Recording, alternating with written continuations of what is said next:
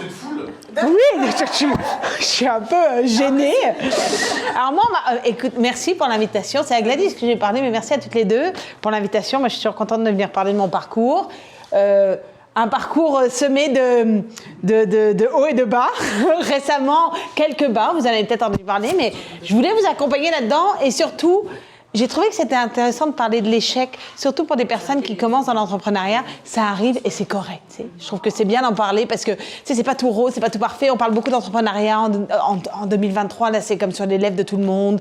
On encourage l'entrepreneuriat, puis je trouve ça bien. Je trouve qu'il faut se faire confiance. Chez les femmes, je pense qu'on ne le fait pas encore assez. On se fait pas assez confiance, on a un peu peur.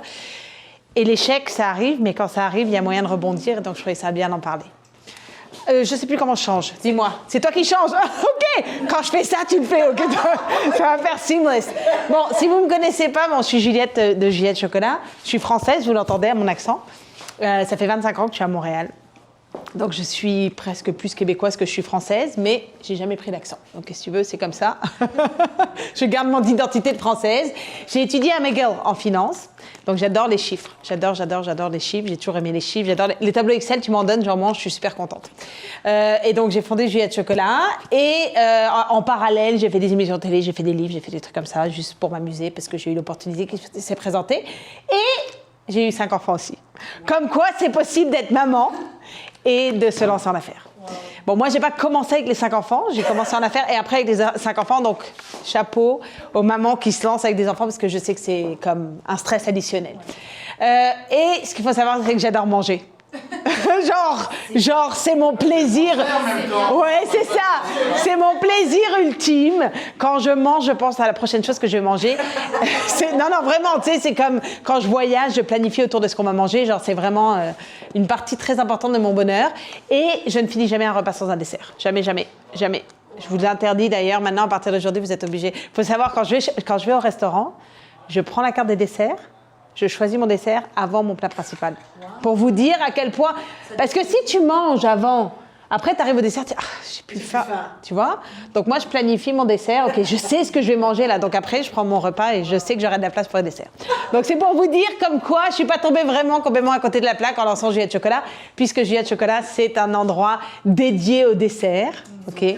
Merci. J'aurais dû vous en amener, j'ai pas pensé. Quelle honte! I know, I feel terrible. Tu sais, on dit toujours que les cordonniers sont les plus mal chaussés. Ben, c'est la même chose quand on est en dessert, on n'en a jamais sur soi. J'en ai même pas dans mon sac, c'est une catastrophe. Donc, Juliette Chocolat, on l'a fondée en 2003. Donc, on a fêté nos 20 ans cette année. Un peu comment est-ce qu'on dit, sweet and sour, un petit peu, sans sensation sweet and sour. Donc, concept autour du chocolat, service aux tables. On avait des coins boutiques dans nos restaurants et aussi une boutique en ligne dans laquelle on vend nos produits. Donc, vas-y, tu peux changer. Donc, on avait 8 succursales jusqu'à tout récemment. Vous connaissez déjà l'histoire, donc je passe vite. Mais 8 succursales, une franchise et 350 personnes qui travaillaient avec moi, genre des personnes qui étaient vraiment des acteurs principaux de la réussite de Juliette Chocolat. Et une usine de production où on produisait 80% des produits qu'on vendait dans nos succursales. Donc on était à la fois dans la restauration, puis à la fois dans la production à grosse échelle. Et la boutique desservait également ma boutique en ligne, l'usine desservait la boutique en ligne, donc je desserre tout le Canada avec la boutique en ligne. Et j'ai des revendeurs, donc à peu près 300 revendeurs partout au Canada. Donc ça me permettait de pouvoir couvrir aussi une partie du marché que je ne couvrais pas avec mes restaurants, ce qui était quand même cool. Et en janvier, donc on retourne au tout début. Je trouvais ça important de vous amener dans le début, parce que vous êtes dans le début aussi. Donc je pense que de repartir et puis de peut-être prendre quelques cues quand on commence en affaires, c'est quand même une bonne chose. Donc j'étais à McGill, je finissais mon diplôme à McGill en 2002. Et là, je me disais, qu'est-ce que je vais faire? Quand je finis, je fais quoi? Puis je me posais la question, est-ce que je prends un boulot? Tu sais, j'étais en finance. Honnêtement, je pouvais aller travailler dans une banque. Il y avait pas mal d'endroits où je pouvais aller travailler. Je me disais n'importe où il y a besoin de chiffres, contrôler des chiffres. J'étais bonne pour ça. Ou est-ce que je me lance en affaires? Puis tu sais, moi, j'avais pas d'enfant à ce moment-là, donc je me disais, j'ai pas d'enfant. Oh pardon, j'ai touché le micro. Excuse-moi. J'ai pas d'enfant. J'avais pas d'hypothèque. J'avais pas de voiture. J'avais rien. J'avais de l'argent en banque parce que j'ai toujours économisé. J'ai toujours été très précautionneuse avec mon argent. J'ai jamais dépensé comme une folle. Tu sais, j'ai acheté juste ce que j'avais besoin. Donc, je me disais, bon, pourquoi pas me lancer en affaires? Et j'ai commencé à étudier des options pour me lancer en affaires. J'avais plein de projets. J'adore les films. Alors je me disais, je pourrais faire un truc genre dans les films. Tu sais. J'aime ça, là. Je suis vraiment cinéphile. Donc ça me parlait vraiment d'aller dans les films. Mais bon, Netflix, les projets comme, enfin les boutiques comme Blockbuster, ça marchait pas super bien. Ça commençait à se casser la figure. Netflix commençait, tu sais, je me disais, bon, c'est peut-être un peu dangereux. Les smoothie bars, moi j'ai habité aux États-Unis, les smoothie bars étaient vraiment populaires. Puis, tu sais, je me disais, on est dans un endroit où il fait froid une bonne partie de l'année, tu sais, tu as besoin de booster ton système immunitaire, tu sais, tu prends des fruits, tu sais. Mais il fait froid quand même 8 mois de l'année. Ça, je me disais, je suis pas sûre que les gens vont vouloir prendre un smoothie bon pour la santé, super froid quand il fait froid, you know. Et après, il y avait le chocolat. Moi, j'ai toujours aimé le chocolat, j'ai été élevée dans le chocolat. Bon, les Français. On peut le dire qu'honnêtement, le chocolat, ça fait partie de notre vie depuis pas mal de... quand on est dans le berceau. Hein. Ouais. C'est identitaire. C'est identitaire. La Suisse et la Belgique qui sont pas loin. En plus, nos cousins. Mais oui, c'est ça. Nous, en France, ça fait pas mal partie de notre...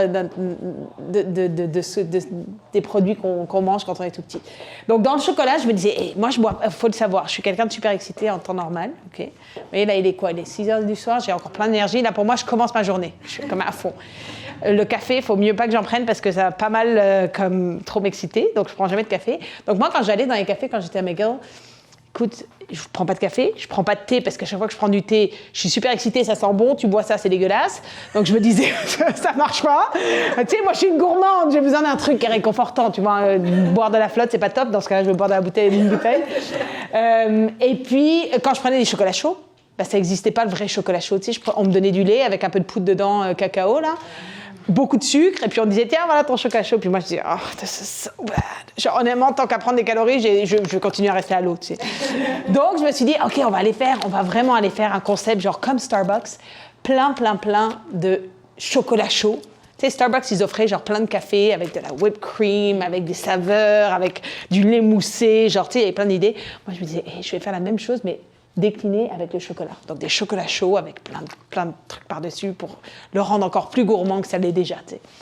Donc là, je me dis, OK, l'idée est vraiment cool, j'en parle un petit peu autour de moi, les gens sont comme, oh, that's cool, c'est vraiment une bonne idée, moi j'irai chez toi, mais tu sais, c'est mes amis, on en a parlé, tu sais, tu m'as dit, ma mère, elle me dit, c'est vraiment cool mon truc.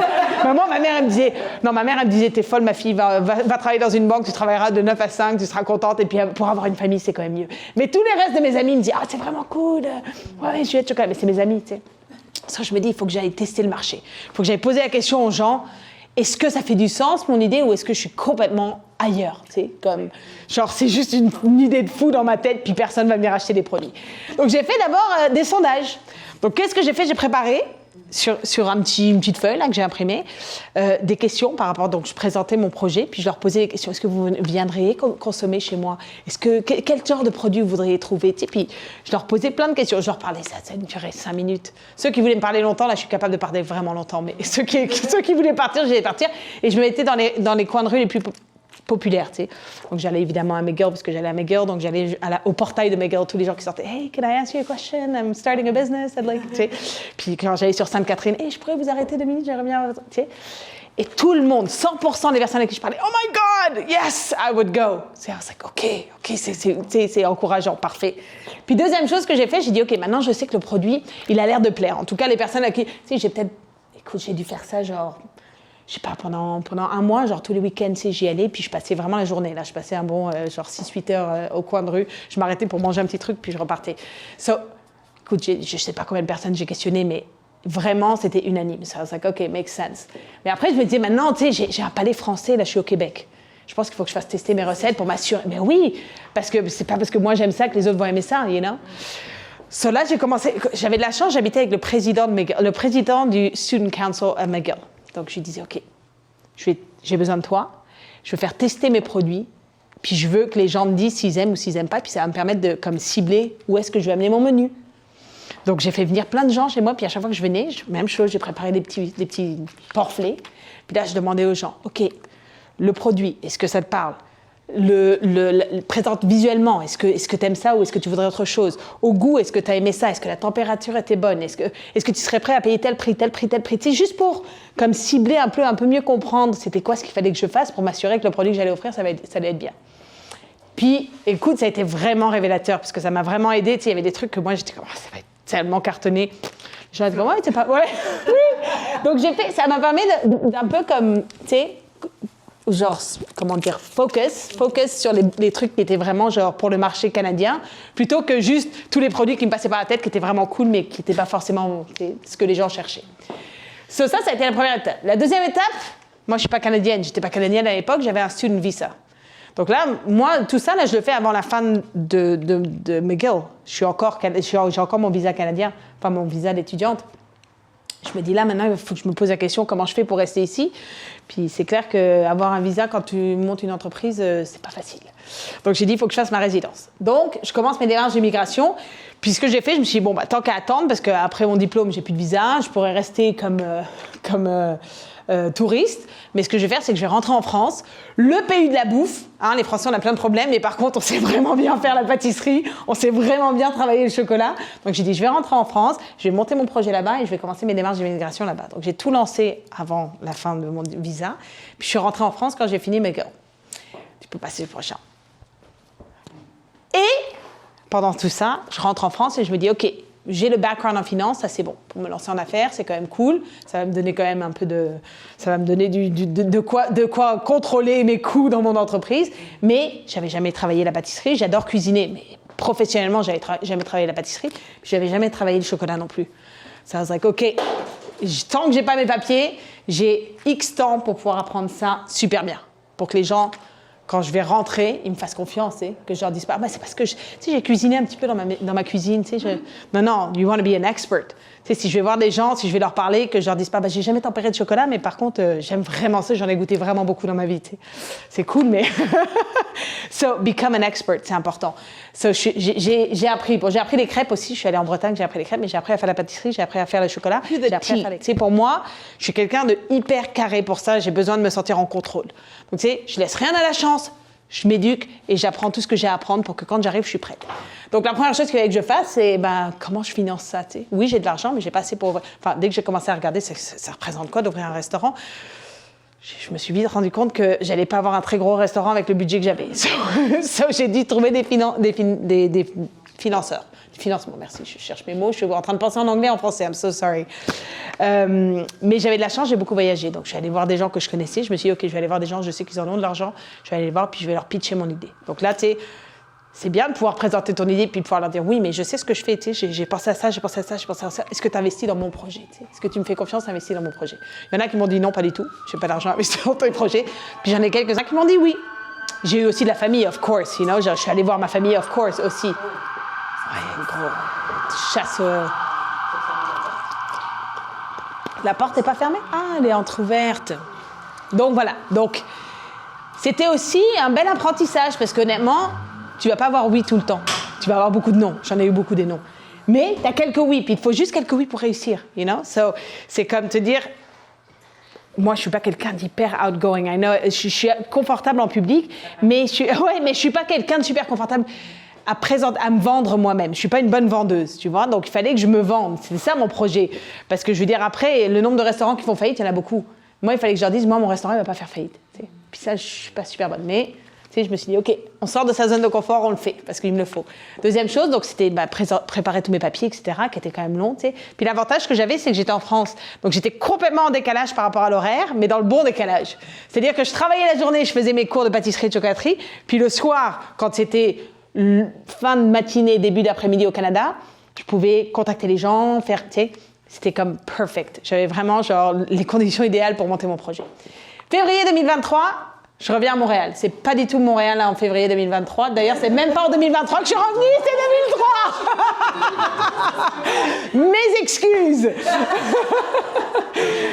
Oui, c'était il y a exactement 6 mois. Donc, je reviens à Montréal, j'ai ma résidence, j'ai mes papiers, j'ai tout. I'm like, OK, easy peasy, tu sais, j'ai l'argent, de l'argent dans mes comptes. Je me dis vraiment, ça va être facile, tu sais. Là, c'est pas genre... Eh bien non. Première embûche. Moi, on m'a jamais éduquée pour me dire qu'une femme ou un homme pouvait faire quelque chose, enfin, qu'on n'était pas capable de faire la même chose.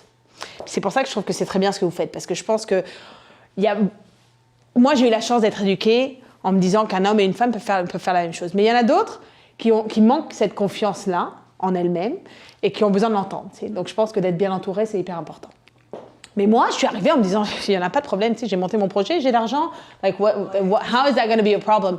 Mais ça, je vous le dis, là, j'avais 22 ans quand j'ai commencé. Je vais voir les gens, puis je leur dis, hey, allô, enfin, je vois des locaux de libre, j'appelle, je vois que vous avez des locaux de libre. Est-ce que je pourrais venir le visiter? Oui, c'est quoi votre projet? Ben, moi, je voudrais monter un projet de chocolat, Juliette du chocolat. OK, puis vous avez déjà fait ça dans votre vie? Non, jamais. Non, c'est ma première fois, mais tu sais, j'ai monté mon projet, ça, puis non, on n'est pas intéressé. Vous n'avez pas d'expérience, on n'est pas intéressé. OK.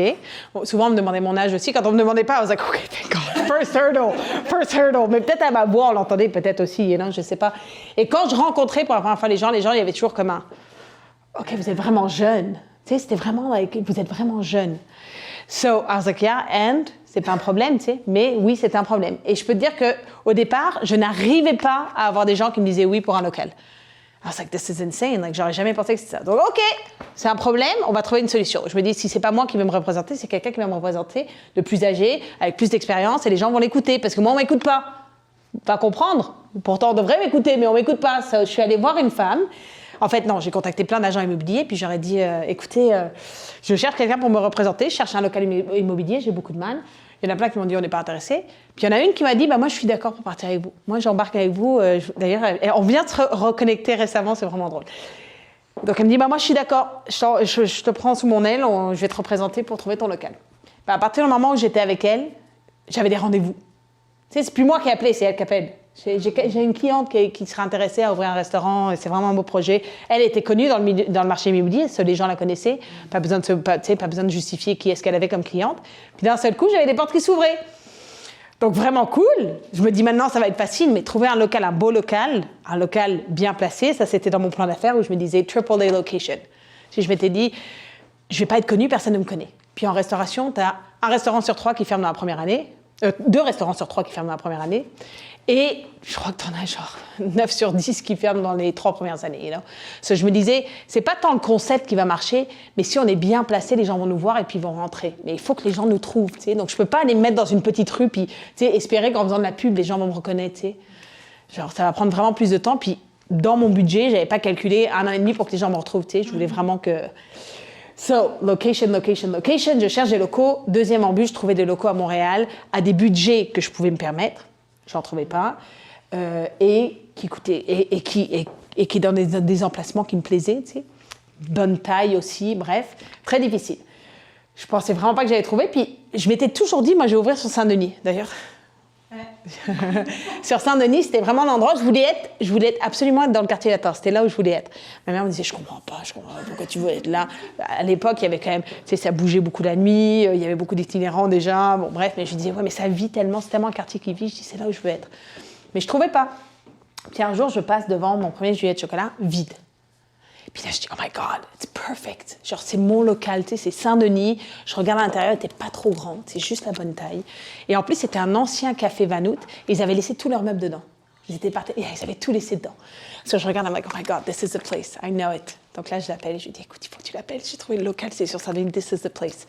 Elle me dit, OK, j'appelle. Elle appelle, elle me rappelle 5 minutes après. Juliette! C'est mon ex-petit copain à l'université. Ah, c'est pas vrai. I swear! Et j'ai dit, my God, tu vois, quand tu crois, et puis que, like, tu sais, on entend beaucoup les gens dire, là, tu jettes ça dans l'univers, puis ça va arriver.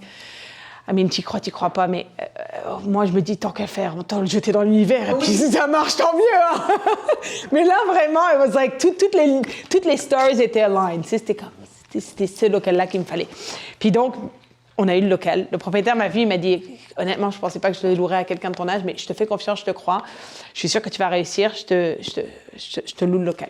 Puis le local était vraiment genre dans mes tarifs. Comme je te dis, j'avais des équipements à l'intérieur, donc c'était comme parfait. Tu sais, ça me permettait de comme pas trop dépenser en frais d'aménagement. Et ça a été parfait. J'ai mon local, j'ai mon financement, j'ai tout. Tu sais, everything's going swell. Tu sais, genre 4 ou 5 semaines avant l'ouverture, je commence à ouvrir mes comptes de fournisseurs. C'est quand même important de savoir que je vais avoir mes matières premières pour pouvoir ouvrir. You know? Ça se passe bien, sauf le chocolat. Jamais j'aurais pensé, jamais. Tu sais, dans ton plan d'affaires, on dit toujours, OK, tu marques, c'est quoi les hurdles que tu risques d'avoir, tu sais. Mais en France, tu trouves du chocolat partout. Ça, moi, je me suis jamais posé la question, au Canada, on ne trouverait pas du chocolat. Mais on était les premiers à faire du chocolat, comme on le fait en France, tu sais. So, on me proposait du chocolat, oui, on me proposait du Hershey's, on me proposait du Baker's. I was like, non, mais je veux du vrai chocolat, du chocolat de couverture. Soit on me proposait du Valrhona. On was like, ouais, mais Valrhona, ça coûte une fortune. Je veux du bon chocolat de couverture, mais je n'ai pas les moyens de payer du Valrhona pour un chocolat chaud, you know? Like, it doesn't make sense. Et ils me disent, écoutez, nous, on n'en tient pas. Je suis vraiment désolée, mais on n'en tient pas. Donc, si vous voulez du chocolat, il va falloir que vous l'importiez vous-même. Je dis, OK, parfait. Est-ce que vous pouvez l'importer pour moi? Ils me disent, ouais, mais tu dois payer pour le stock. Pour tenir le stock. Il dit, moi, je ne te tiens pas du stock pour toi. Je ne sais même pas si tu vas l'écouler ou pas. So, si tu le veux, tu le payes. OK. Donc, je dois acheter combien? Une palette. Parce que nous, on va faire venir par bateau et tout ça. Donc, c'est pas moins d'une palette. OK, ça coûte combien une palette? Ça coûte cher une palette. Surtout quand on commence et qu'on n'a pas compté dans notre budget. So I was like, holy crap, this is going to be intense. Mais j'ai contacté en France, j'ai trouvé des fournisseurs. Je les ai mis en contact avec le redistributeur. Puis j'ai réussi à faire venir mon chocolat. Heureusement que j'avais une partie de mon budget qui avait été coupée avec ce qui était dans mon local, parce que sinon ça aurait été vraiment chaud. Mais j'avais quand même prévu un peu de... Mais ça a été ma troisième embûche. Donc ça a été quand même quelque chose que quand on se lance dans un commerce que de chocolat, si on n'a pas de chocolat, c'est quand même pas mal stressant. Donc la première leçon que je devrais vous dire, c'est que always come very prepared et always come with a plan B and a plan C. Parce que ton plan A, il marche pas toujours. So, moi, j'ai été très préparée.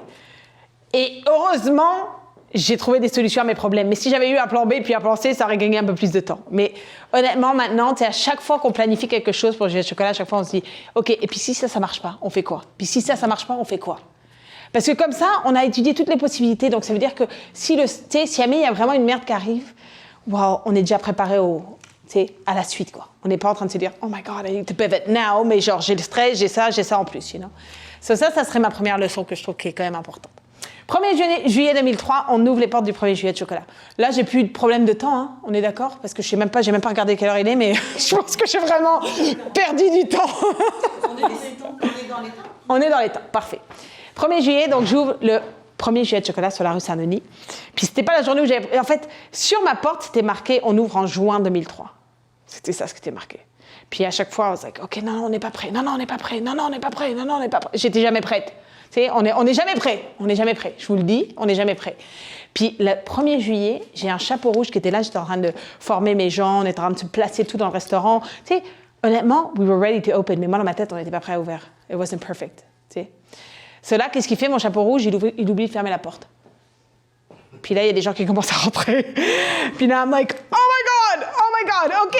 Il y a des gens, mes chapeaux rouges n'étaient même pas en uniforme. Like, it was really messy. OK, on ouvre la première journée, c'était une catastrophe. Genre, tu sais, les gens arrivaient dans le menu. OK, je voudrais ça dans le menu. Ah, désolé, on n'en a pas. OK, c'est pas grave, je vais vous prendre ça. On n'en a pas. Oui, puis finalement, je disais, attendez, je vais vous dire ce qu'on a. Puis les gens étaient vraiment gentils, mais blague, c'était vraiment ça, quoi. Je te dis, j'étais horrified. I was like, ça peut pas être ça ma première journée. Mais les gens étaient tellement gentils, you know, and like, I was just like, de toute façon, whatever, ça aurait été pareil le lendemain puis le jour d'après, you know. Ce que je veux dire, c'est que c'était une première, puis ça a été le bon moment, because c'était cette journée-là qu'il fallait qu'on ouvre, you know.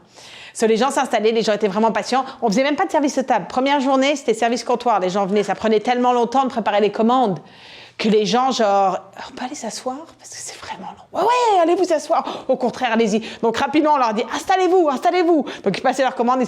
3 jours après, on avait du service de table. OK, on va vous prendre votre commande à votre table. Restez tranquille à votre table. On vous amènera la commande parce qu'on savait que c'était trop long, you know? So, tout ça pour vous dire que there's no good time to start. OK, c'est comme... Donc, l'idée derrière Juillet de chocolat, c'était d'offrir des très bons produits. Je voulais vraiment faire découvrir aux gens, un peu démocratiser le chocolat. C'était pas encore très populaire le chocolat au Québec, ou le bon chocolat, c'était pas très populaire.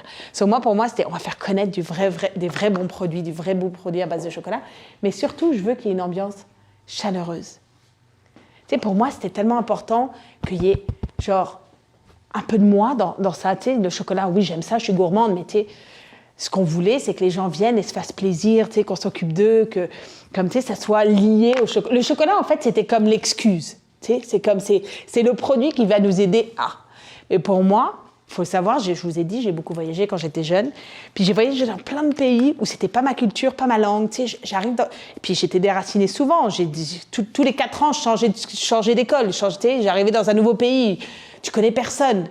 Puis la chose que j'ai appris de mes voyages, c'est qu'il y a un seul endroit où on se comprend tous. C'est autour d'une table. Autour d'une table, tout le monde se comprend. D'un seul coup, il y a comme une communion, tu sais.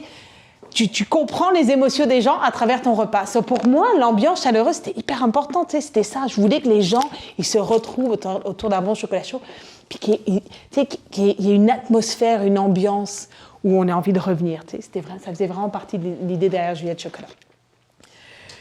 Et donc c'est ça, la qualité, donc développer les meilleurs produits, ça c'était facile, c'est moi qui faisais les produits, c'est moi qui développais tout le menu. So. Et je savais que ça allait être très bon, puis c'était moi qui choisissais les ingrédients aussi, so. Ça aide pour s'assurer que la qualité est bonne. Mais l'expérience, j'étais pas la seule à offrir l'expérience, il fallait que j'ai des chapeaux rouges, il fallait que j'ai des personnes qui me représentent. Donc il fallait que j'embauche des personnes qui étaient sympathiques, qui étaient chaleureuses, puis des personnes qui allaient coller avec cette expérience-là que je voulais faire vivre à mes invités. Donc, pour la qualité... Donc, ça, c'est mon premier horaire. Premier horaire de la première année, on va dire. J'aimais beaucoup les couleurs. Je suis un petit peu OCD. Je vois les gens faire « What the heck is this ?»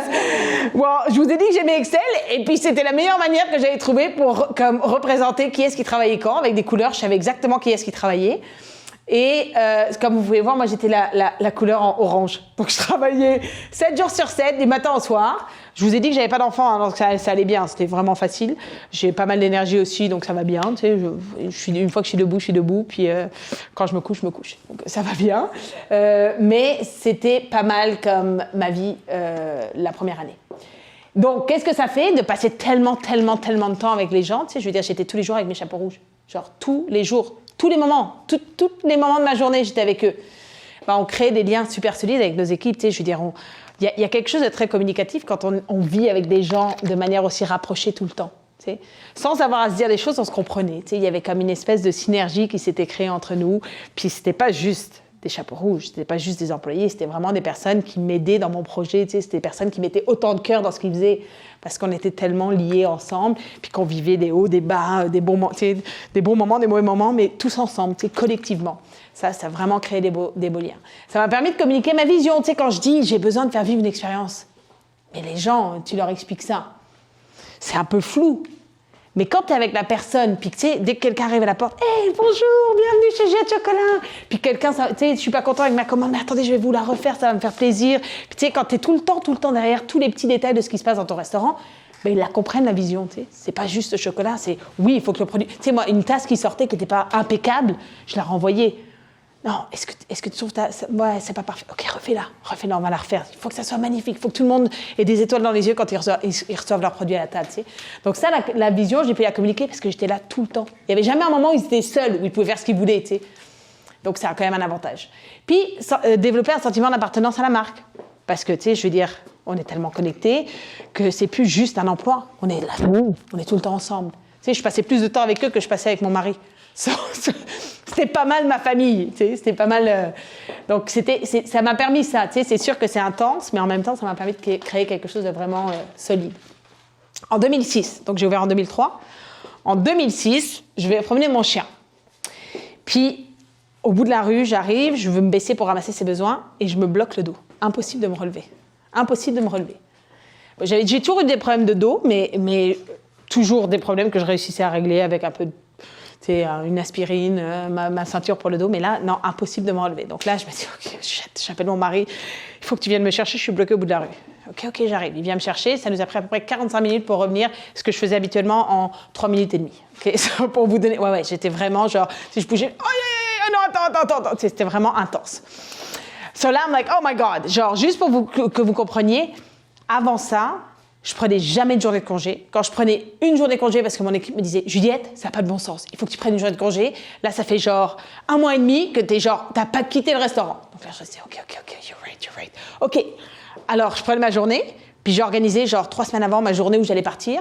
J'en faisais des listes, puis je les appelais 25 fois dans la journée pour m'assurer que tout allait bien, you know. So they were like, okay, so basically you're not taking any time off. Mais j'avais comme ce besoin de m'assurer que ça allait être parfait. You know? Like, j'étais tellement stressée de déléguer que c'était comme, non, même quand je partais, il fallait que ça soit... Tu sais, donc ils savaient qu'à 10h, ils faisaient ça, à 11h, ils faisaient ça, à midi, ils faisaient ça. You know? Like, il y avait genre zero room for errors. So c'était un peu ça. Donc là, tu sais, I'm like, holy shit, genre, j'ai intérêt à aller mieux demain matin parce que demain matin, j'ai pas planifié une journée off, tu sais. Donc je rentre à la maison, moi je suis hyper optimiste dans la vie. Je me suis mis au lit, je dis une bonne nuit de sommeil, demain, back on my feet. Le lendemain, zéro back on my feet. I'm like shit, j'étais encore pire, je pense que j'étais encore pire dans mon lit. Donc là, I'm like shit, j'appelle mon équipe, je dis oh my god, guys, je me suis vraiment fait mal au dos hier soir, je pense que je vais pas pouvoir rentrer aujourd'hui au travail. Puis mon équipe, pas de problème, je dis attends, on s'en occupe. Pas de stress, honnêtement, on s'en occupe. So I'm like, okay, they don't know what's coming. Mais ils ont super bien géré. J'ai appelé 25 fois dans la journée, tout allait bien. Non, ça va bien, Juliette, relax, ça va bien. Je dis, demain, je suis là, promis, demain, je suis là. Le lendemain, ça allait pas mieux. Le surlendemain, ça allait pas mieux. Ça a duré 3 mois. Okay? 3 mois où j'étais plus dans mon restaurant. 3 mois, alors qu'avant ça, je prenais pas une journée de congé. Like, imagine. Bon, évidemment que j'étais quand même connectée, je pouvais faire les horaires, je pouvais passer les commandes, mais j'étais pas physiquement dans mon restaurant. Like, c'est un sacré tournant, quoi, de passer de tout à rien, you know. Et, ça a un petit peu coupé, mais c'est pas grave. Deuxième leçon, de bien s'entourer, c'est la clé du succès. Et ça, je l'ai appris, ça a été grâce à ça, you know. I was like, tous les jours, mon équipe me disait, ça va bien aller, Juliette, no stress, tu sais. Puis plus les journées avançaient, plus je me disais, j'ai tellement une équipe en or, like they're amazing. Donc, hyper important de bien s'entourer, because quand on veut grandir, quand on veut se développer, si on est seul, ça bloque. So, ça a été le début de ma croissance, parce que pour moi, avant ça, j'aurais jamais imaginé être capable de grandir avec un commerce qui me prenait tellement de temps. Et là, j'étais tout le temps là. Mais là, d'un seul coup, tu sais, je reviens dans la succursale, après 3 mois, honnêtement, en me disant, ça va être horrible. Ça va être dégueulasse, je vais en boire partout, je vais passer 3 jours intenses à tout nettoyer, à tout remettre en place. Non, je suis revenue and I was like, hey, ça va bien. Honnêtement, le local allait bien, you know, like, it was clean. J'avais pas perdu de gens dans mes équipes. Ils étaient encore tous là. Mes ventes étaient en croissance, donc, tu sais, selon mes KPIs, it was okay.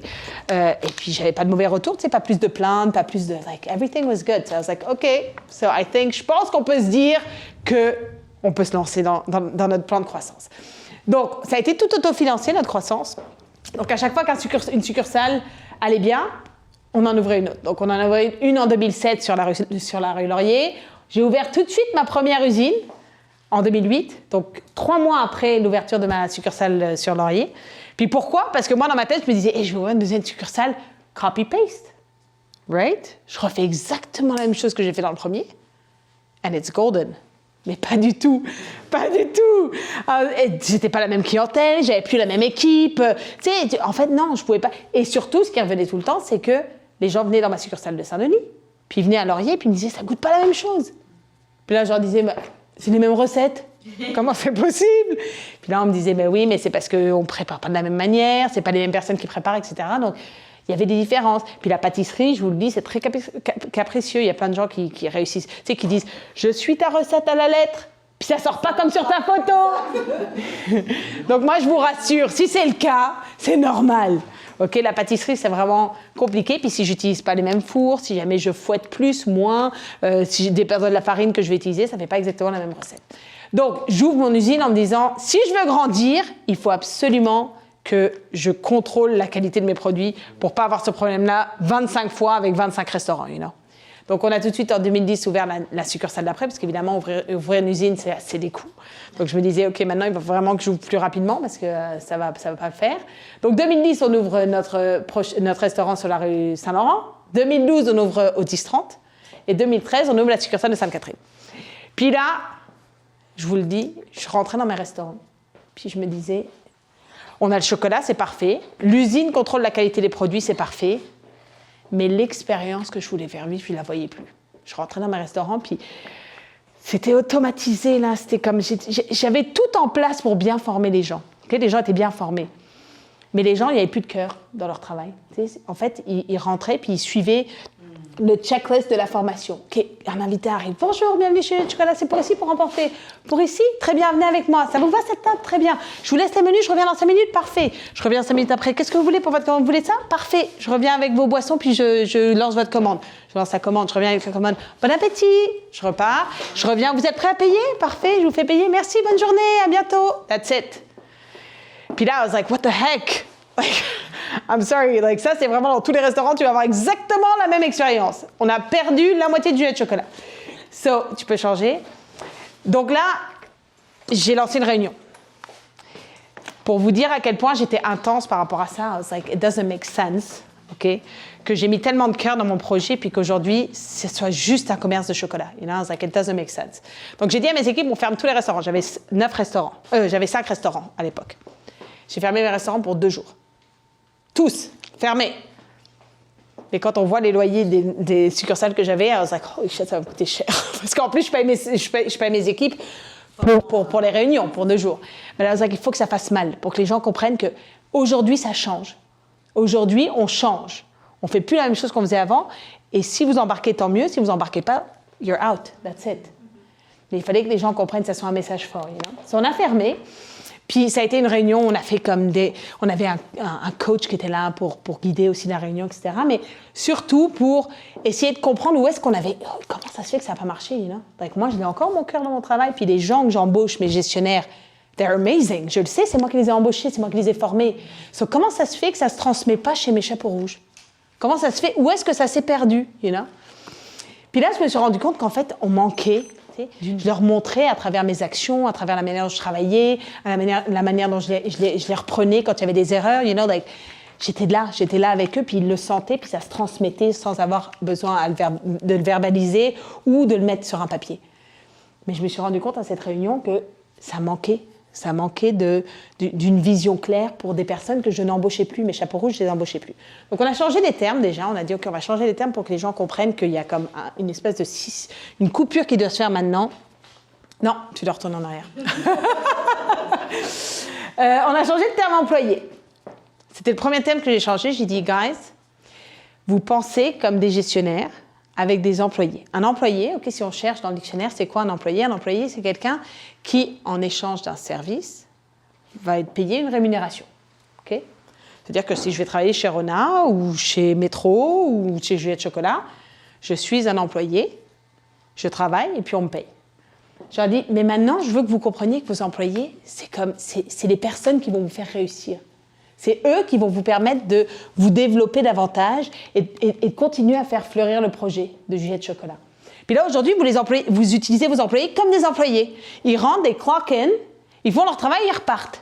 Je dis, mais nous, ce qu'on veut, c'est les ambassadeurs. C'est toujours ce que j'ai eu chez Juliette Chocolat. Moi, les personnes qui travaillaient avec moi, c'était des vrais ambassadeurs. C'était des personnes qui me disaient, Juliette, rentre chez toi, on va le faire, le travail pour toi, on n'a pas besoin de toi. Quand je suis partie pendant 3 mois, c'était pas des employés. Si c'était des employés, j'aurais pas retrouvé Juliette Chocolat comme j'ai retrouvé. Non, c'est des gens qui, comme tous les jours, hey, ça va bien Juliette, qui me faisaient des retours, qui mettaient en place des choses sans que j'ai besoin de leur demander. Genre, c'était des acteurs de la réussite. Puis je leur dis aujourd'hui, Juliette Chocolat, vous utilisez des personnes, genre au minimum de ce que vous devriez les utiliser, c'est des personnes qui pourraient vous apporter tellement. C'est des personnes qui pourraient vraiment genre changer la manière dont vous travaillez et réduire votre charge de travail parce que collectivement, vous allez travailler ensemble. Là, c'était pas ça, tu sais. Donc j'aurais dit, on change. Ça va devenir des chapeaux rouges. Pourquoi? Parce qu'on porte des chapeaux rouges chez Juliette Chocolat. Si vous ne le saviez pas, c'est pour ça qu'on les a appelés les chapeaux rouges. Mais j'ai dit, on va les changer pour des chapeaux rouges qui comprennent que d'une part, quand je te donne le chapeau rouge, moi, c'est mon gage de confiance. Tu sais, je te fais confiance avec mon concept. Je te fais confiance avec mon nom qui est en haut de la porte. Tu sais, moi, Juliette Chocolat, by the way, c'est pas moi qui ai choisi le nom. Hein. Ça a été choisi unanimement par toutes les personnes à qui on présentait tous les noms qu'on avait trouvés pour Juliette Chocolat. Et moi, 100% des personnes ont dit Juliette Chocolat, c'est ce nom-là. Alors c'est que non, je vais pas avoir mon nom sur l'enseigne, quoi. Genre, tu sais, pour quelqu'un, je vous ai dit que j'étais un peu timide, j'aime pas me vendre et tout ça. C'était vraiment pas mon idée d'avoir Juliette tout le temps affichée partout. Quand quelqu'un disait Hey Juliette dans le restaurant, tout le monde se retournait. Oh, c'est Juliette, you know, like, ça me mettait mais vraiment mal à l'aise, you know. So j'ai dit là maintenant. Je vous donne le chapeau rouge, c'est ma manière de vous dire, je vous fais confiance avec mon concept, avec Juliette Chocolat. Et maintenant, vous n'êtes pas juste des employés. Oui, vous allez être payés pour votre travail. Je leur dis toujours, vous n'êtes pas bénévole, je vous assure, vous allez être payés. Mais vous êtes maintenant des ambassadeurs. J'ai besoin que vous soyez fiers de ce que vous faites. J'ai besoin que vous participiez au mouvement. Tu sais, c'est très participatif chez Jet Chocolat. Puis en rentrant dans l'équipe de Jet Chocolat, vous rentrez dans la famille, vous rentrez dans le projet. Tu sais, vous vous engagez à comme faire fleurir l'entreprise. Tu sais. Puis écoute, quand je leur disais ça, parce que tous les mardis soirs, on faisait des soirées de bienvenue et j'accueillais mes nouvelles équipes. Tous les mardis soirs, j'étais là pour me présenter, leur expliquer, etc. Mais je leur disais, c'est maintenant que vous pouvez partir si ça ne vous tente pas. Vous embarquez dans le projet, c'est correct. Je ne prendrai pas personnel. Mais je vous le dis, je m'attends à avoir des vrais ambassadeurs. You know? So, on a changé ce terme-là. Les gérants, même chose. J'aurais dit, hey, un gérant, ça sort de l'ITHQ. Tu vas à l'ITHQ, tu apprends comment gérer un horaire, comment gérer une petite comptabilité, tu apprends à gérer la relation fournisseur et tu sais, toutes ces choses-là que tu dois savoir faire quand tu es gérant. Mais c'est pas parce que tu sais gérer que tu sais leader une équipe. Puis là, on a parlé du chapeau rouge, tu sais. Le chapeau rouge, il a besoin de sentir qu'il y a un leader devant lui, tu sais, quelqu'un qui va lui donner le goût. Tu sais. Si tu lui donnes pas le goût, si t'es pas le moteur de ces personnes-là, c'est pas eux qui vont se lancer tout seuls, là, tu sais. Ils ont besoin de sentir qu'il y a quelqu'un derrière eux. Puis je leur disais, si je rentre dans vos restaurants puis que je vois ça là aujourd'hui, c'est parce que vous l'avez autorisé. C'est parce que vous avez accepté que c'était correct que les gens soient des automates, quoi. So, non, si on veut du cœur, vous aussi, vous devez mettre du cœur dans votre travail. Donc maintenant, vous n'êtes plus les gérants. Oui, vous allez gérer vos restaurants avec les tâches quotidiennes habituelles, mais en plus, vous allez mettre du cœur dans ce que vous faites. Puis j'ai besoin de le sentir, puis j'ai besoin que vos équipes le sentent. Tu sais, j'ai besoin que vous fassiez une différence dans leur vie. Puis après, les clients, même chose. Tu sais. Parce que moi, les gens qui rentraient, je vous dis, là, ils sont rentrés, puis c'est pour ici pour remporter. Si quelqu'un avait le malheur de dire « Oh, mais je sais pas, je sais. Ok, très bien, bah, si, quand vous saurez, vous viendrez me voir. » Bah voilà. Tu sais, moi, c'est vrai que non, je m'en fous qui consomme ou qui ne consomme pas. Un client, c'est quelqu'un qui rentre pour un service ou un bien, puis qui paye pour le service ou pour le bien. C'est ça, un client. Moi, je leur dis, moi, ce que je veux, c'est que ces personnes-là qui consomment ou qui ne consomment pas, on s'occupe de la même manière d'eux, qu'on leur fasse vivre un beau moment. Tu sais. Puis peut-être que ce ne sera pas cette fois-ci qu'ils vont consommer. Peut-être que ça sera dans un an qu'ils reviendront en disant hey, « J'avais tellement aimé ma première expérience, mais j'ai jamais eu l'occasion de revenir. » Puis ça sera la deuxième fois qu'ils consommeront, la troisième fois, it doesn't matter. Mais au moins, on va laisser une empreinte sur ces personnes-là. Tu sais, genre quelque chose d'autre que ce qu'on trouve dans tous les autres magasins. You know? Donc on a changé le terme client pour le terme invité. Puis je l'ai changé, je voulais quand même que ça fasse du sens hein, pour les gens à qui j'ai expliqué. Tu sais, invité quand ils rentrent chez nous. Bah, je suis prête déjà. Je suis prête. On est prête pour les accueillir. Donc, ça veut dire que, tu sais, quand l'invité rentre, je ne suis pas en train de finir ma mise en place, passer un coup de balai, tu sais, comme j'étais sur la première journée de Jet Chocolat. on est prêt à les accueillir. Donc, déjà, de les sensibiliser sur le service qui commence avant que l'invité rentre dans le restaurant. Donc, tu sais, je m'attends à ce que la lumière soit déjà tamisée quand ils arrivent. Je m'attends à ce que la musique soit adaptée. Tu sais, je sais que tu mets ta musique à fond quand tu commences ton shift parce que tu as besoin de te pomper avant que les invités arrivent. Mais quand les invités arrivent, la musique, elle est parfaite. Tu sais. Les gens arrivent, c'est agréable.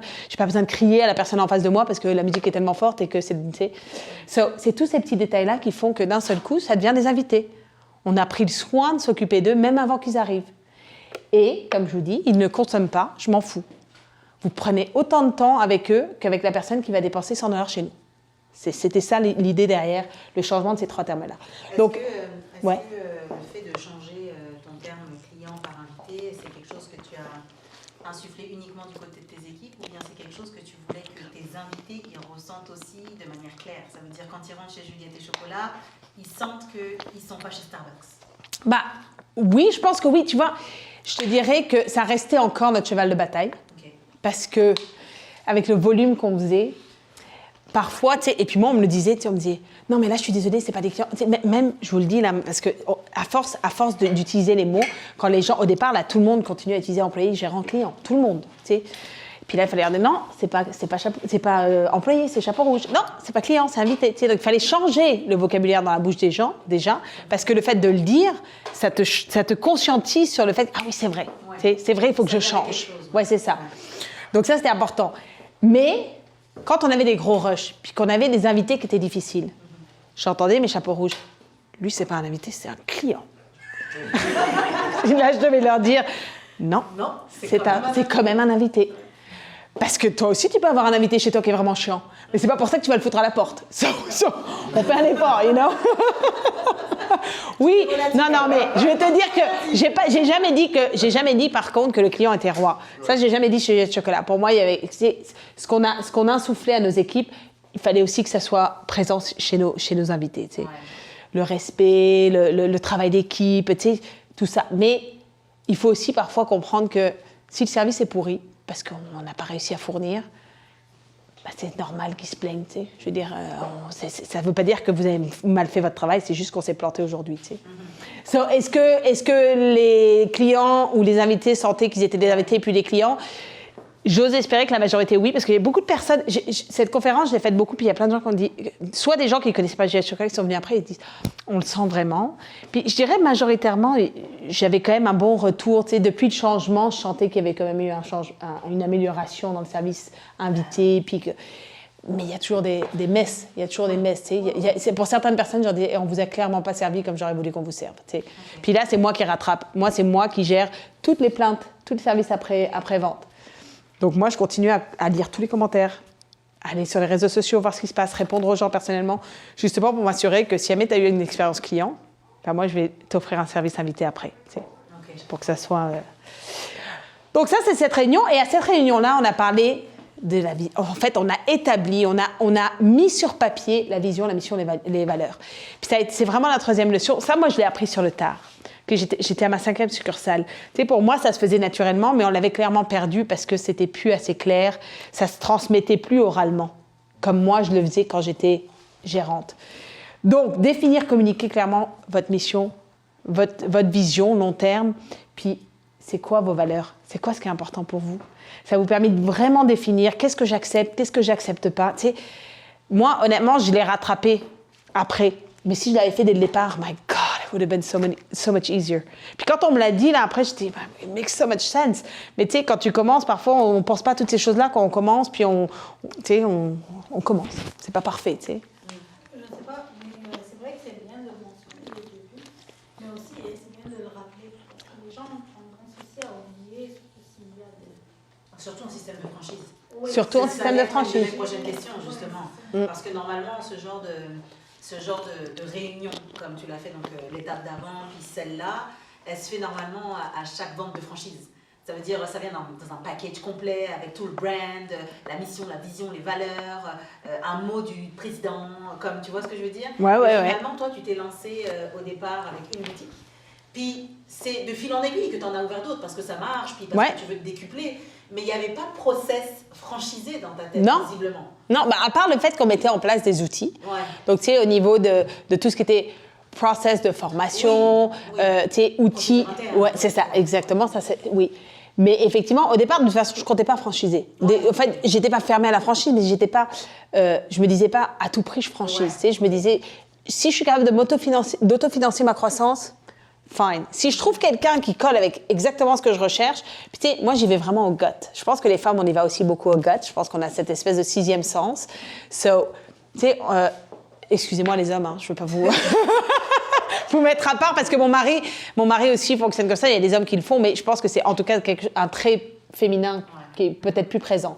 Mais clairement, je me disais, si je choisis quelqu'un qui va faire une franchise avec quelqu'un qui va coller avec ce que je recherche. De la même manière que je choisissais mes gestionnaires, je le choisirais exactement de la même manière pour un franchisé. Mais c'est vrai que je n'avais pas mis tout en place pour pouvoir faire de la franchise. C'était pas... Mais je te dirais que par contre, une fois qu'on a mis ça en place, une fois qu'on l'a vraiment défini, puis comment est-ce qu'on l'a défini, et j'ai trouvé que le processus était quand même agréable. Parce que ça n'a pas été une réunion où on a dit « OK, maintenant la vision, ça va être ça, la mission, ça va être ça, puis les valeurs, ça va être ça. » Non, on a fait plein de jeux et d'activités avec les équipes. Puis... On était en groupe, puis on devait chacun noter c'était quoi GS Chocolat pour nous, tu sais. Et de cette espèce de travail d'équipe réduite, on a collectivement trouvé comme des mots qui accrochaient chez tout le monde. Puis, tu sais, c'était drôle parce que sans l'avoir forcément écrit, oui, mes gestionnaires le sentaient parce que je passais beaucoup de temps avec eux. Mes chapeaux rouges, non, parce qu'on n'en parlait plus après les gestionnaires. Tu sais, ça se coupait à la gestion. Genre, il n'y avait plus de contact avec les chapeaux rouges. Mais en se réunissant, on s'est rendu compte qu'on avait tous un peu cette même vision-là. C'est juste qu'il manquait l'élément de structure. Ouais. Donc c'est pour ça que je vous dis, de le faire en avance, ça aide. Mais moi, le fait de l'avoir fait avec mon équipe, ça a vraiment créé un lien additionnel. Tu sais, ça nous a vraiment permis de voir, hey, on a vraiment, tu sais, oui, tous collectivement, tous dans des restaurants différents, on pense de la même manière, on revient aux mêmes conclusions, puis on a défini donc la vision, la mission et les valeurs. En plus de ça, pour la mission, la vision et les valeurs, peut-être pas pour la mission, mais plus vision et valeurs, ça vient d'expérience aussi. Oui. Parce que ça, c'était mon expérience. comme au début, j'ai dit, OK, carré, OK, plan d'affaires. Oui. Vision, mission, valeur et tout. Mais après, je me suis dit, mais OK, ma mission, je sais ce que je veux. Mes visions et values, OK, values, je connais mes valeurs. Mais c'est avec les clients que j'ai commencé à comprendre beaucoup de choses. Puis c'est avec les clients que j'ai pu faire la vision et la mission. Les valeurs plutôt. Mais de toute façon, ça peut évoluer. Hein. C'est pas quelque chose qui est écrit sur une roche, mais je pense que, en tout cas pour les valeurs, habituellement, ça colle quand même pas mal avec les valeurs qui sont importantes pour nous. Souvent, il y en a certaines parfois qui s'appliquent plus à notre entreprise quand on a une entreprise qui est peut-être plus eco-conscious, pas de cruauté aux animaux. Moi, pour moi, le travail d'équipe, c'était hyper important. La générosité, être intègre dans notre travail. C'était tous les trucs que mes parents m'avaient enseignés. Puis je disais, je ne travaillerais pas autrement. J'ai évolué dans ce contexte-là. Puis mes équipes vont évoluer dans ce contexte-là. Puis je disais toujours, comment est-ce qu'on le fait vivre? Ben, une fois qu'on l'a défini, justement, de ne pas juste dire « et on le dit une fois, puis on l'affiche », c'est comment on le fait vivre quotidiennement dans notre entreprise. Qu'est-ce qu'on fait pour s'assurer que ça ne se perde pas, que ce ne soit plus juste une affiche qu'on ne voit même plus. Les affiches, ça disparaît très vite. Ouais, tu sais qu'elle est là, mais tu la lis Tu la lis même plus. Donc nous, qu'est-ce qu'on faisait? On faisait des activités, on faisait des valeurs de la semaine, où les équipes devaient collectivement, comment est-ce qu'on fait vivre cette valeur? OK, cette semaine, on fait vivre cette valeur. Je faisais mes soirées de bienvenue tous les mardis soirs. J'accueillais toutes mes équipes, puis je leur parlais de la vision, je leur parlais de la mission, je leur parlais de ce qui s'était passé. Pourquoi est-ce qu'on vous en parle? Parce que maintenant, j'ai besoin de m'assurer que vous allez les faire vivre vous aussi. Parce que je ne suis plus dans tous les restaurants. J'ai besoin d'avoir des ambassadeurs. Donc en parlant et en les faisant vivre toutes les semaines, ça nous permettait de s'assurer qu'on ne partait pas à la dérive comme on avait fait les 5 premières succursales. 2018, on se dit « OK, c'est bon !» Maintenant, on a notre mission, on a tout ça, les équipes. Écoute, après la réunion, j'ai perdu à peu près 40% de mes effectifs, pour vous dire, en faisant le changement, ouais. Mais je le savais, l'humain n'aime pas le changement. L'humain n'aime pas le changement, donc là, d'un seul coup, on leur impose un changement. D'un seul coup, on leur dit « OK, non, je veux pas juste que tu accueilles à la porte, je veux que tu mettes du cœur. » Ouais, mais j'ai toujours fait ça, je comprends pas, là. Je veux dire, les gens sont contents, on leur sert leur plat avec un galette. Ouais, parce que c'est ça la vision, la mission de Juliette Chocolat maintenant. On veut faire un changement dans la vie des gens, on veut que les gens le sentent, on a changé les termes. T'es pas juste un employé, t'es un chapeau rouge. 40% des personnes sont parties. So, it was fine, je le savais. Ça a été un gros chamboulement, mais ça nous a permis de retomber sur nos pieds avec quelque chose de plus solide, avec des vraies personnes engagées, pas juste une équipe lambda qui pouvait partir du jour au lendemain. Puis en 2018, on a dit, OK, maintenant, on est solide, on a nos process, ça va bien, dans le sens où tout ce qui était formation, etc., nos outils de travail, c'était vraiment, vraiment peaufiné et quand même assez solide. On avait une équipe vraiment de personnes engagées qui nous aidaient dans notre croissance. On s'est dit, maintenant, on y va. Donc, on a déjà embauché une directrice des opérations. Je n'avais jamais eu un aussi gros poste. Elle avait un gros salaire. Je me disais, holy crap, that's going to be expensive. C'était très cher. Mais c'était important parce que je me disais, je ne vais plus pouvoir faire le travail que j'ai à faire. Si on commence à grandir, il faut que je délègue davantage. Donc, la directrice des opérations, c'était vraiment important. On a mis en place le manuel des opérations, justement, en parlant de franchise. De dire, OK, ça, maintenant, il faut vraiment avoir des outils concrets. Si jamais on devait vendre une franchise, il faut qu'on puisse leur vendre quelque chose de solide, pas juste « ça fait 20 ans qu'on fait ça, mais on n'a aucun outil qu'on a à vous proposer ». Puis, mise en place des outils pour le franchisé, donc évidemment, tout ce qui est paperasse, avocat, etc. Donc, c'était quand même une grosse année, parce que honnêtement, ça prend vraiment du temps pour monter tout ça. Et boum, on est prêt. On est prêt, ça y est, 2020, pandémie. Là, là, on se dit, OK, moi, je reste quelqu'un de très positif dans la vie. Moi, mon mari, c'est un angoissé, ultra angoissé. Donc, lui, il disait, putain, cette pandémie, est-ce que tu penses qu'elle va arriver au Canada? Moi, je disais, mais non, il n'y a pas de problème. Si ça arrive, it's gonna be fine, you know. Puis il disait, putain, ça y est, ça arrive, c'est sûr, ça va arriver. Et là, lui, il était en train de prévoir tous les trucs. Moi, je disais, non, we're good. Ouais, quand c'est arrivé, tu peux changer, quand c'est arrivé, ça a été une grosse claque. Bon, déjà, le gouvernement ferme les restaurants, ça vous l'avez vu, puis le passeport vaccinal. Pour les restaurants, ça a été vraiment dur. On n'a pas été les plus durement touchés. Je pense que les gyms, c'était probablement pire. Ouais, je pense qu'il y a eu... Mais c'était quand même, ça fait mal quand même, ça fait un peu mal. Surtout dans un concept où on dit, on n'est pas juste la bouffe, on est l'expérience. Ben, quand les gens viennent plus chez toi... Ouais. Donc on dit, OK, on met tout sur la glace. Stop la croissance, ça va revenir, mais pour le moment, we focus sur comment est-ce qu'on gère cette crise, parce que c'était pas mal une crise. On avait 3 projets de franchise quand même, et une ouverture de succursale en Ontario. So, c'est comme, OK, on va attendre et on va voir comment ça se passe. Donc là, voilà, take-out. Notre take-out chez nous, ça représentait 5% de nos ventes. Ça veut dire que quand on a fermé, les restaurants fermés, 95% de nos ventes qui ont disparu. Yeah. 95% de nos ventes. I was like, OK, it's gonna be OK. It's gonna be OK. Positif.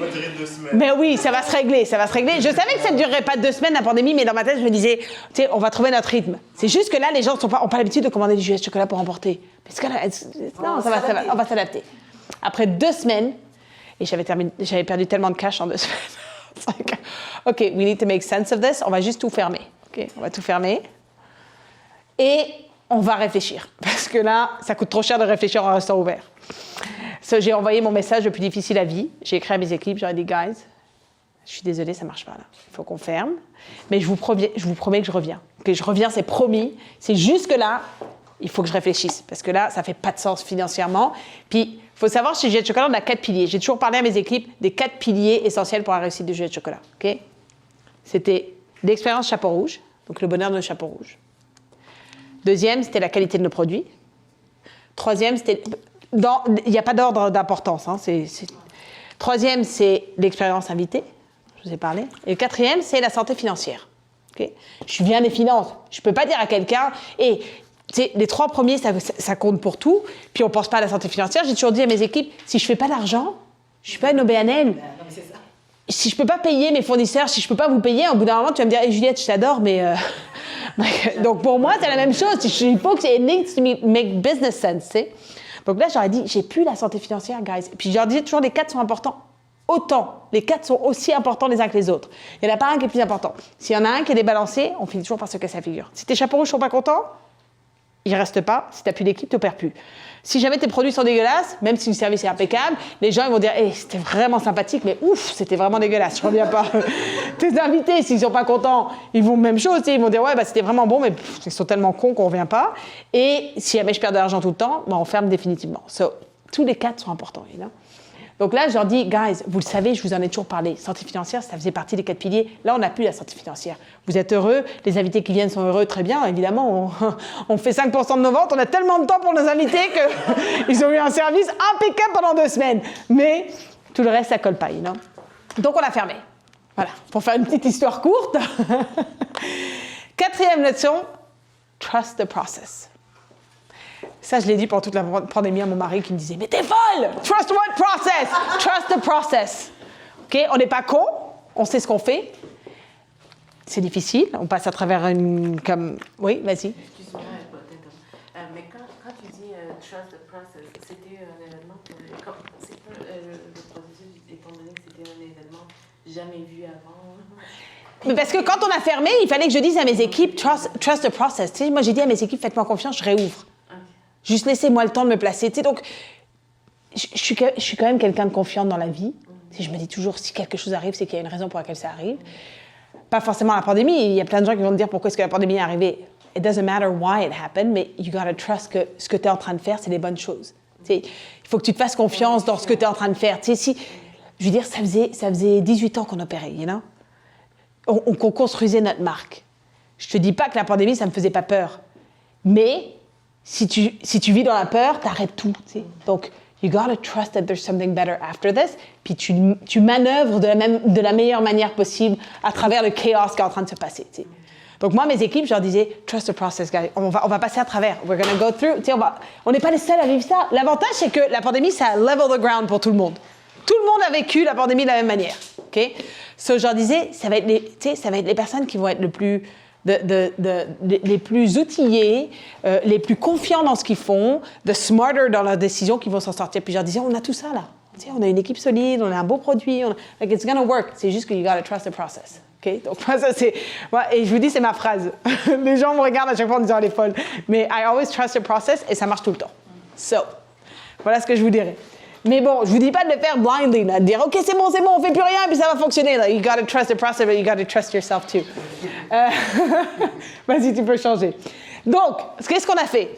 On a dit, OK, c'est sûr que réfléchir, mais sans avoir un espèce de projet pilote, c'est compliqué. Donc, on a dit, on va rouvrir celle qui performait le mieux dans toutes mes succursales. Donc, on avait fermé toutes les succursales une semaine après ou 2 semaines après. On a réouvert la succursale de Jean Talon, qui c'est celle qui performait le mieux en take-out. On a dit, on va étudier celle-là. On va retravailler le concept pour s'assurer que ça soit rentable, au moins qu'on couvre nos dépenses, et après on réouvrira les autres. Donc celui-là, on l'a opéré pendant quelques semaines, et ça fonctionnait quand même bien. Tu sais, j'avais juste une micro-équipe. J'avais ma directrice des opérations, mes 2 directeurs de district, et puis moi. That's it. Il n'y avait plus personne. Tu n'avais plus de chapeau rouge. Plus de chapeau rouge. On était 4. J'étais passée de genre 250 personnes à 4. Yeah, it was really like... Comment? L'usine, on l'a fermée parce qu'on avait beaucoup d'inventaire. Parce que, tu sais, nous, on opérait avec... Il fallait qu'on opère pour fournir. Donc, on avait tellement d'inventaire qu'on l'a fermée en disant non, on ne peut pas continuer à perdre de l'argent puisque l'inventaire, on ne l'écoulait plus aussi vite puisqu'on faisait 5% de nos ventes. Donc, on l'avait fermée aussi. Et on avait assez... Moi, j'allais faire les livraisons, j'allais chercher le stock qu'il fallait et on livrait et on faisait tellement pas de ventes que c'était gérable. Puis là, ça, tu sais, on a réussi à retrouver... Je dirais peut-être pas une rentabilité, mais en tout cas, ça faisait un peu plus de sens. Donc, on s'est dit, OK, Jean Talon, ça va bien, on continue le processus et on en ouvre une deuxième. Donc, on a ouvert une deuxième succursale, on a reproduit, on a refait les mêmes choses, tu sais, peaufiner, tweak, on voit ce qui marche pas, on retravaille. Comment? Je crois qu'on a recommencé avec, je pense que c'était celle de Laval, la deuxième. Mais honnêtement, il faudrait que je recherche. D'ailleurs, quand j'ai refait la conférence, je suis allée rechercher dans mes courriels parce que j'ai vraiment une mauvaise mémoire. Je suis catastrophe. Mais bref, donc on a réouvert et toutes les 2 semaines, on en réouvrait une. Et du coup, à chaque fois, ça rajoutait une nouvelle personne qui revenait Je faisais revenir mes équipes graduellement. Genre écrivais, et dans 2 semaines, on réouvre ta succursale. Si tout se passe bien, dans 2 semaines. Tu sais. Mais il faut dire que pendant tout le processus, j'écrivais à tous mes chapeaux rouges. J'ai envoyé des messages toutes les semaines. Voici ce qui s'est passé cette semaine. Voici sur quoi on travaille. Tu sais, juste pour qu'ils sachent qu'on ne les avait pas oubliés. Tu sais, on n'a pas juste fermé puis on est. Ça reste une famille. Ça reste une famille. Donc, tu sais, je vous tiens au courant de ce qui se passe. On a fait des vidéos, tu sais, on fait, hey, regardez ce qui se passe, on vous amène avec nous, tu sais. Et puis, ils venaient nous voir. Honnêtement, les chapeaux rouges, ça faisait partie des invités qui nous encourageaient. C'était vraiment extraordinaire. Et en septembre, bam, on referme les restaurants. Mais parce que là, il faut savoir que quand on a réouvert, c'était l'été. On avait le droit d'avoir un peu plus de monde dans les restaurants, puis on avait les terrasses qui étaient autorisées. Donc, tu sais, ça a comme aidé dans le mouvement de réouverture. Sauf qu'en septembre, là, ils nous redisent, on réouvre juste take-out. Donc là, tout ce qu'on avait travaillé, c'est like, bon. Donc là, je remets des gens à pied, you know? Donc, 2e fois qu'on remet des gens à pied. Tu peux changer le slide. Donc, on remet 90% de nos effectifs à pied. Et je te dis, c'était difficile parce que, genre, c'est émotionnellement difficile quand on est tellement proche de nos équipes de se retrouver, genre, à faire le yo-yo, quoi. Tu sais, tu sais pas c'est quoi, de quoi est fait le lendemain et le surlendemain, you know? 2021, on réouvre, 100% de nos équipes, on les rembauche. Moi, je pensais qu'il y en aurait plein qui ne reviendraient pas. Ils sont tous revenus. Honnêtement, quasiment. Il y en a peut-être 3 ou 4 qui ne sont pas revenus. Mais j'avais quasiment toutes mes équipes qui sont revenues. Et c'était tellement comme un beau moment. Et on a réouvert parce que c'était l'été. Donc là, le gouvernement était un peu moins tendu.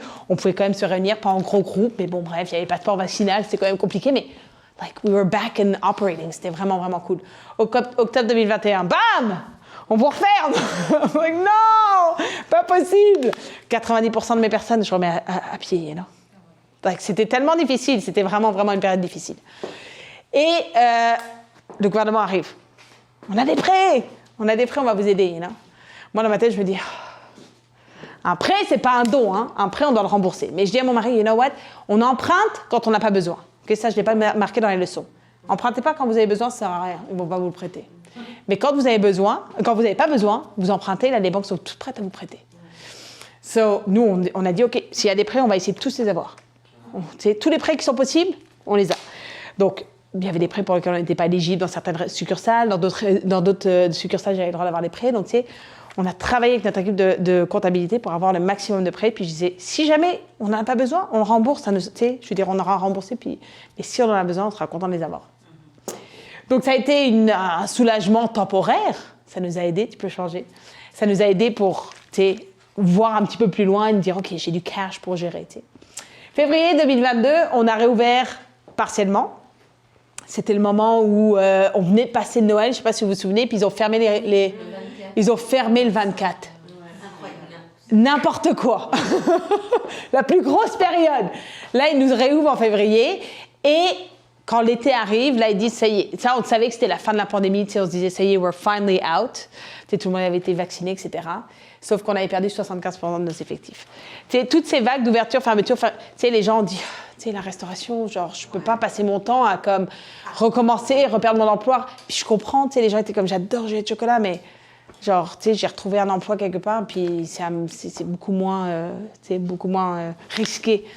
So, j'en ai certains qui sont revenus, mais tu sais, ils revenaient à une journée par semaine, tu sais, ou tu sais, quand ils étaient, tu sais, si t'as besoin de moi, appelle-moi, puis si je peux, je viendrai t'aider, tu sais, ils étaient quand même encore investis, mais tu sais, j'ai perdu quand même 75% de mes effectifs. Donc, on réembauche en même temps que tout le monde. Tu sais, tout le monde a réembauché en même temps. Puis je me souviens, quand j'ai gardé tous mes gestionnaires pendant la pandémie, j'avais dit, si je dois garder quelqu'un, je vais garder mes leaders, parce que c'est eux, tu sais, qui vont me supporter au retour, puis je vais avoir besoin de personnes solides pour m'aider. Donc, tu sais, tous mes leaders, ils me disent, OK, Juliette, mais là, tout le monde embauche en même temps, genre, est-ce qu'on embauche, puis, tu sais, on laisse faire les valeurs, etc. Alors, on embauche des employés, puis ils deviendront des chapeaux rouges après. Tu sais. Et là, je dis, non. On recommence, mais on recommence bien, tu sais, on recommence solide. Parce que si on recommence n'importe comment, on va recommencer comme en 2015, ou je ne sais plus quand c'était, là, où on a dû s'installer avec tout le monde pour leur expliquer c'était quoi, Juliette Chocolat, c'était quoi, tu sais, pourquoi est-ce qu'on change des termes, etc. Non, on rembauche bien. On a de l'argent dans les comptes. Oui, on va perdre de l'argent, on sait qu'on va perdre de l'argent. Mais ça va être de l'argent investi pour la croissance, pour la suite, you know. Donc, on a augmenté, évidemment, nos tarifs, etc., parce que tout avait augmenté. Puis, si on voulait embaucher en même temps que tout le monde, il fallait aussi qu'on soit compétitif au niveau des salaires. Donc, les salaires ont augmenté, les matières premières ont augmenté. Donc, tous nos frais, en fait, ont augmenté en moyenne 10 à 15%. Donc, je vous laisse faire le calcul. Quand on regarde le profit d'une entreprise, quand tu perds 10 à 15%, bah, tu es soit break-even, soit tu perds de l'argent. Okay? Mais on recommençait. C'est normal. Je savais qu'on allait perdre de l'argent. It was OK. C'était dans mes calculs. Puis, je disais, c'est bon, tous les mois, on va améliorer nos ventes. Puis, c'est vrai, tous les mois, nos ventes grandissent. Semaine après semaine, on avait les meilleures ventes. C'était encourageant. Sauf que on ne pouvait pas réouvrir sur toutes nos plages horaires parce qu'on n'avait pas assez de staff. On devait gérer beaucoup d'imprévus. Donc, ça grandissait pas, ça augmentait pas aussi vite que ce qu'on aurait voulu. Et on a commencé à rembourser les prêts que je savais qu'on devrait rembourser. Which is OK, mais ça coûtait quand même cher. Et on était en pleine période d'augmentation des taux d'intérêt. Donc, ça fait que, comme on était sur des taux variables, ça faisait beaucoup d'argent qui sortait des comptes. J'en reviens pas quand même qu'après la pandémie, tous les prêts qu'ils ont accordés pour supporter les commerçants pendant la pandémie, ça n'ait pas été des prêts à des taux corrects, voire zéro. Au moins, pour pouvoir. Au moins pendant comme... Ah, donc ça y est, on réouvre tout et du coup, je remonte tes taux, mais sauf que je ne vends plus, mon gars. Ça fait 2 ans que je m'en vais. Bah oui, c'est ça. C'est parce que moi, j'ai perdu de l'argent. Comment ils ont réfléchi. Comme, économiquement parlant, je ne comprends pas le... Bah, honnêtement, moi non plus. Déjà, je ne comprenais pas en disant, mais là, tu sais, en fait, on hypothèque sur quelque chose sur lequel on ne peut pas valoriser. Tu sais, je veux dire, pendant la pandémie, comme tu dis, on couvrait nos coûts. Après, il y a certains restaurants qui ont bien réussi, mais dans le chocolat, en tout cas, tu sais, les gens... C'est particulier. Mais je pense que les gens, ils venaient... Tu sais, chez Juliette Chocolat, on n'a jamais eu des personnes qui venaient seules. Généralement, c'était des gens qui venaient en groupe, tu sais. Oui. Donc, d'un seul coup, tu sais, je me retrouve tout seul à la maison. Je suis déprimée, puis je vais me bouffer mon brownies devant la télé tout seul, you know, like, c'est vraiment déprimant, quoi. C'est 2 fois plus déprimant. Ouais, c'est ça, exactement. Donc, tu sais, nous, je pense qu'on a, tu sais, pizza, oui, je commande pour emporter, genre, tu sais, c'est facile, je suis tout seul, j'ai pas envie de cuisiner, je commande, mais tu sais, je vais pas me faire un repas de brownies, you know, like, et puis j'ai déjà commandé ma pizza, je vais pas en plus commander, on était un peu les derniers dans la liste, ce qui est correct, mais ce qui fait que on pouvait même pas mettre de l'argent de côté pendant la pandémie pour rembourser ces prêts-là. Puis moi, j'ai jamais pris, juste que vous sachiez, c'est pas dans mes leçons, mais moi, je n'ai jamais pris des prêts à taux variable. Jamais. Jamais de ma vie. J'ai toujours dit, j'aime prévoir, j'aime calculer, tu sais, je vous l'ai dit, je suis quelqu'un d'assez carré. Moi, je prends des taux fixes. Merci, excusez-moi, je cherchais les mots. Je cherche des taux fixes.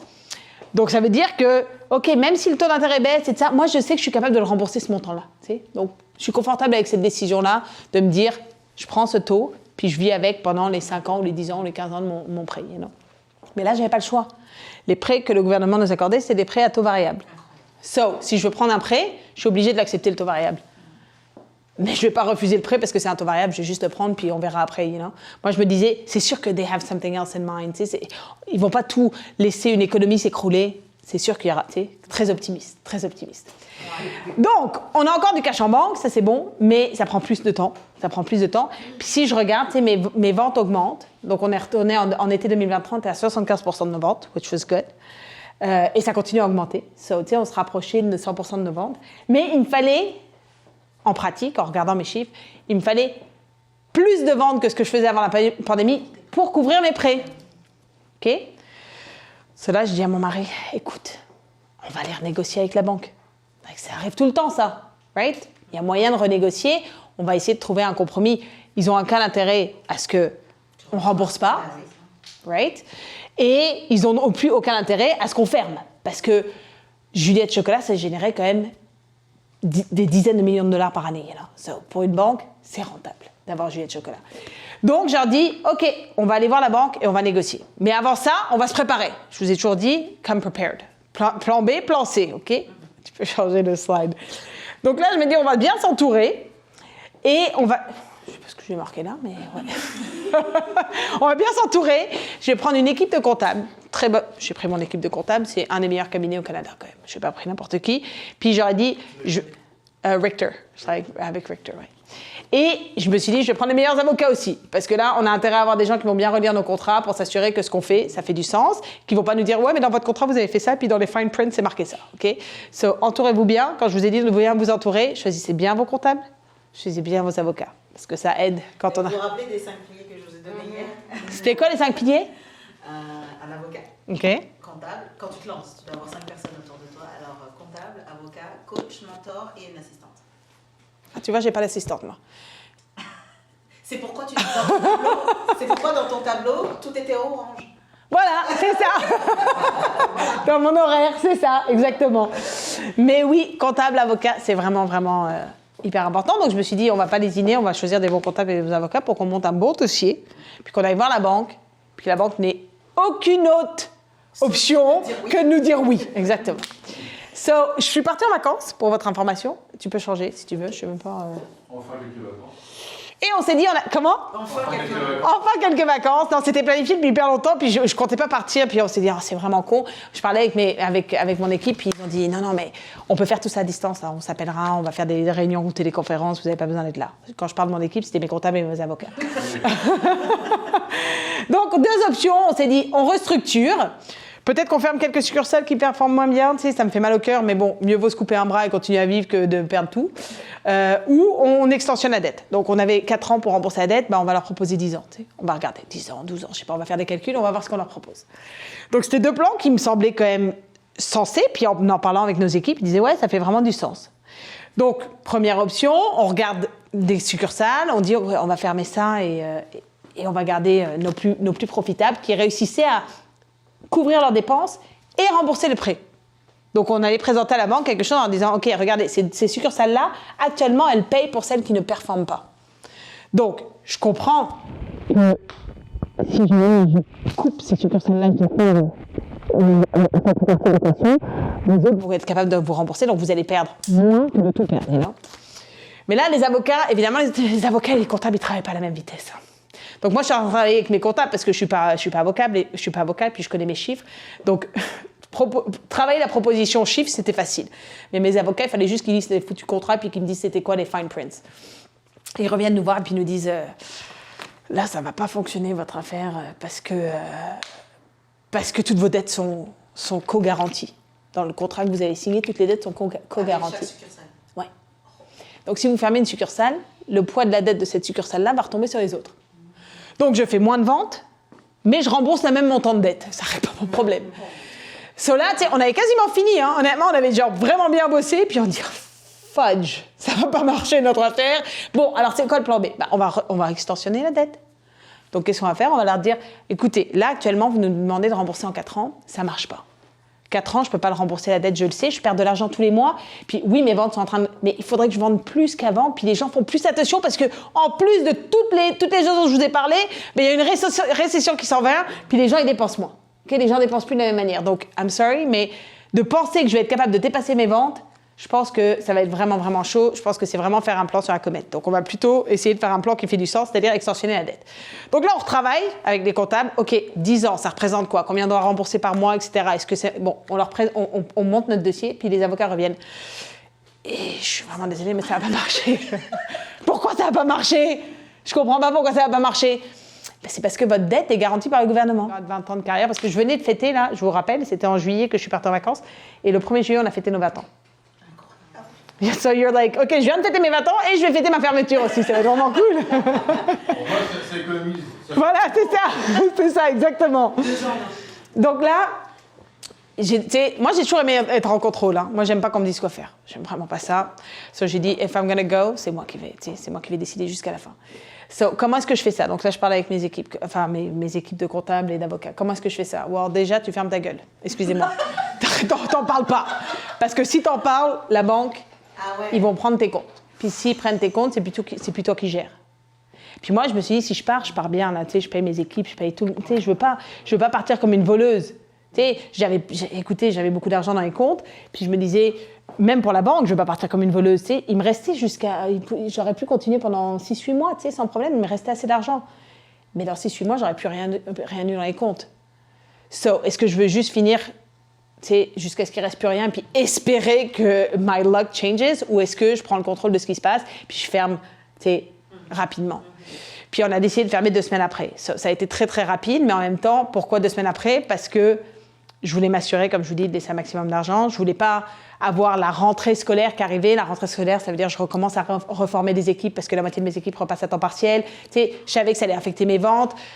Je me disais, non, je le fais bien avant la fin de l'été. J'attends pas genre 3 mois pour le faire, où j'aurai encore moins d'argent dans les comptes, puis ça sera encore plus stressant, C'est à partir du moment où on avait décidé that's it, on ferme, C'est ma fille. La pauvre. Alors du coup... Donc voilà, donc ça a été vraiment comme un peu intense, honnêtement. Je pense que je sais plus c'est quoi mon prochain slide, je pense que tu peux le changer. Ah oui, c'est ça mon prochain 5e leçon. It's not the end unless you say so. Oui, on ferme. J'ai dit à mon mari, on va fermer. OK, on va fermer, mais on peut continuer.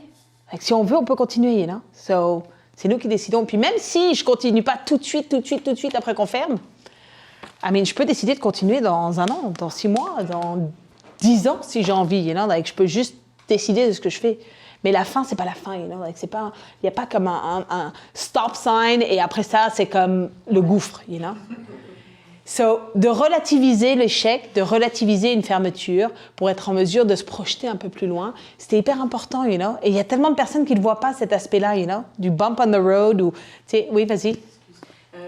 Mais les investisseurs, qu'est-ce qu'ils ont dit par rapport à la fermeture? Est-ce que vous avez encore eu? Ben oui, on les a prévenus. On leur a dit, there's no way out. On leur a dit, si vous voulez, vous pouvez réembarquer dans le projet si vous voulez, mais il faut réinvestir parce qu'on n'a plus d'argent. Or you're out. Puis you're out, et puis voilà. Mais les investisseurs, ils étaient quand même compréhensifs de la situation. Je veux dire, c'était l'après-pandémie, quoi. You know what I mean? On leur a exposé la situation, on leur a dit, écoutez, on a tout essayé, on a fait ça. Il n'y a rien qui marche. Il n'y a rien qui peut être accepté dans les propositions qu'on fait. Puis they were like, it's insane, comme tout le monde. They were like, come on, are you serious? Il n'y a pas moyen de négocier quelque chose? Ben non. So, écoute, ils étaient désolés, mais je veux dire, ils ont eu 20 ans de succès. So. Je ne les ai pas laissés... En reste. Non. Mais c'est sûr que c'était quand même un choc pour tout le monde. On était tous genre, it's a big deal.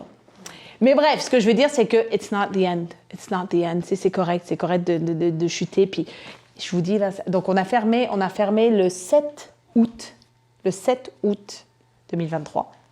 On a fermé.